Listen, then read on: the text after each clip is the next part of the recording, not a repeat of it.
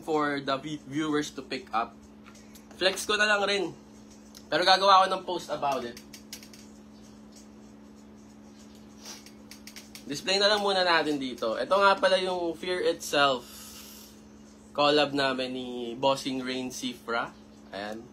So, it's an unmasked juggernaut select na kinostomize niya.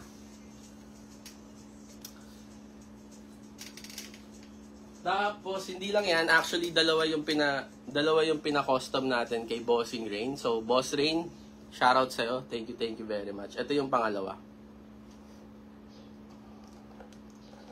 Ayan. So, I'm just giving, just to give credit to the wonderful job na ginawa ni Boss Rain Cifra. Sobrang happy ko na at least we were able to finish the project. And ito na yung resulta. No more waiting. So, yep, Fear Itself yung isa sa strongest form ni Juggernaut. Ayan. Punta, hawakan mo. Pag nahawakan nyo, sobrang ganda. Ang ganda ng ginawa ni Boss Rain dito. If you wanna check and see how it was made, nasa YouTube channel ni Boss Rain yung process on how we were able to execute it. But yeah, basically it's a collab between me and him. Originally, ang plan namin isang figure na Juggernaut. Since I'm a Juggernaut collector, nag-reach out siya sa akin to help me out by doing collaboration. So yan. So sobrang laking tulong nito sa akin. So after namin mag-brainstorming, nalaman niya na meron rin pala akong unmasked Juggernaut, which is the rare variant. So yun, nag-decide kami na dalawa na yung i-customize niya ni Boss Rain. Smile. Nakasmile naman ako. Nagpapaliwanag kasi ako, Mark, dyan.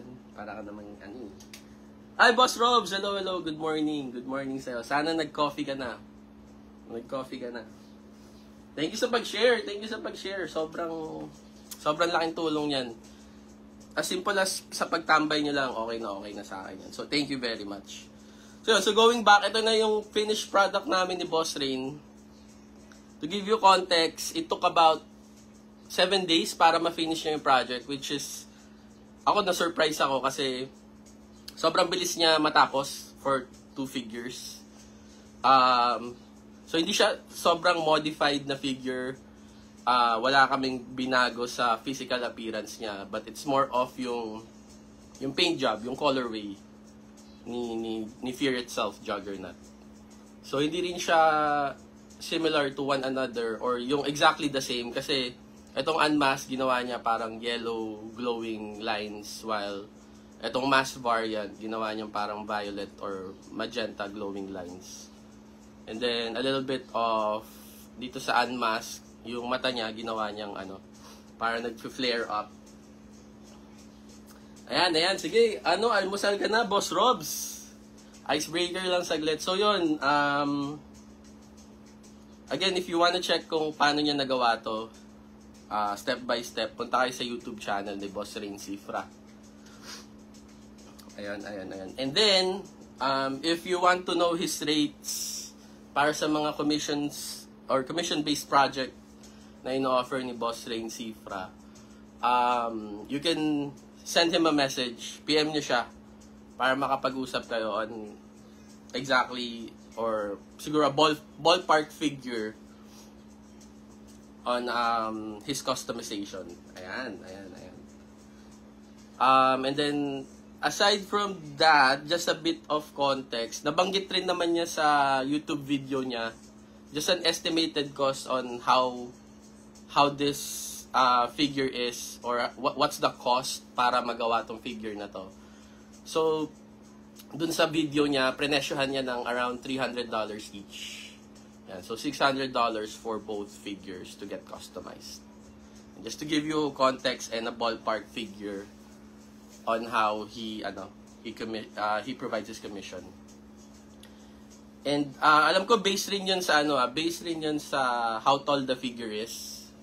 So may mga basis siya kung 6-inch figure, I think it's more budget friendly then meron siyang mid-tier, then ito, yung mga select kasi malalaki.